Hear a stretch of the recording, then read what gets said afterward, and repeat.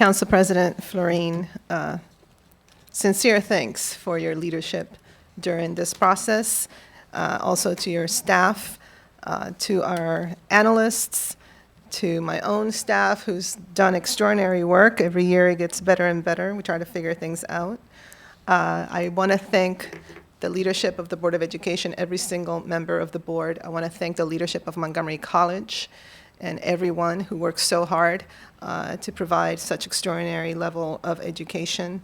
I want to thank the leadership of our employee unions, our extraordinary employees, both in MCPS and throughout Montgomery College and our county government. I want to thank our residents for coming here day in and day out, the parents that came here to talk to us, everyone who pulled us aside and said, this is what we're seeing in our communities, this is what's happening in our schools, this is what you're not hearing about is happening in our schools, in the community.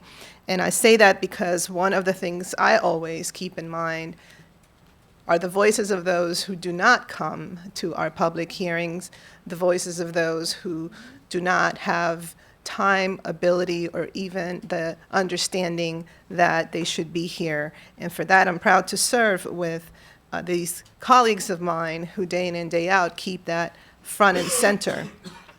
And so to me, that's the primary reason why we are here. When I ran for public office in 2004, I didn't do it to become a politician.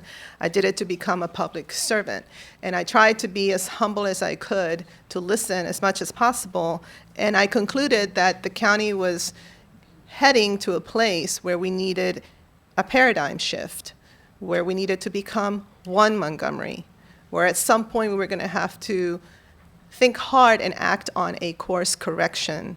Because you see, there are places in the county that we don't usually talk about or we don't necessarily advertise, where there is real pain and challenges and hunger and lack of hope. And at the same time, we have an extraordinary county that has areas where there is quite a bit of affluence and a lot of progress being made and a lot of real sense that we can move this forward. And so if there is a place in the country where we can get this done, is here. And I am proud to say that yes, I do believe that this is that year where a course correction can start to give us the results that we need in order to declare victory of a paradigm shift. It is obvious that what we're seeing at the national level is indicating that there's been a breakdown in the formula that we all thought constituted success for either political attainment or human support or respect of any kind. And so I am proud, though very mindful of the stress and the sacrifices that everyone will have to make in order to turn the page into a different future.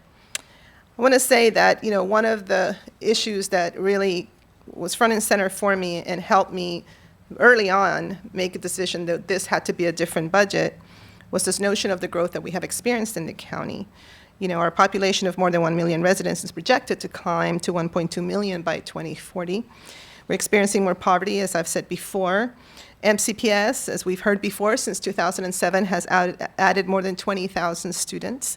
In the next 5 years, then the projection, hopefully accurate, says that we will probably add another 10,000. We have about 8,700 students in portables. And the reality is that more than 55,000 students are eligible for free and reduced meals. And more than 22,000 are enrolled in ESOL classes. Please remember that 70% of those students are US citizens.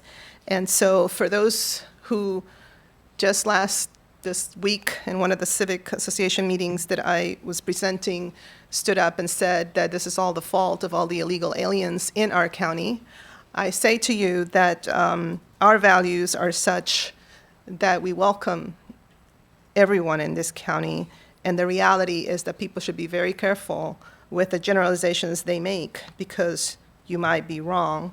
We do have some challenges going on.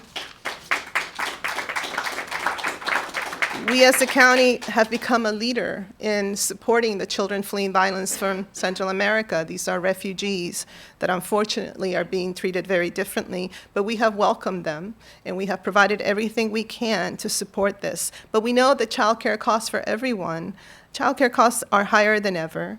We know that about 80,000 residents do not know where their next meal will come. And we know that affordable housing continues to be elusive. So this budget will provide needed service improvements that will make the work of our employees more sustainable, because I also worry about our frontline employees and our teachers who want to do the right thing but are so stressed and stretched to the maximum because of larger class sizes or larger caseloads. And I think we needed to provide this support. I'm very proud of what we've done with the HHS budget. I'm very proud of what we've done for our public safety employees. We are added more police officers in targeted areas. We're expanding the reach of the anti-gang street outreach network. We're restoring fire and rescue services in areas that have been neglected. And as you can see, I think this reconciliation list, this grants, everything that we've done reflects what our values are. So I say to you that yes, budgets are about tough choices.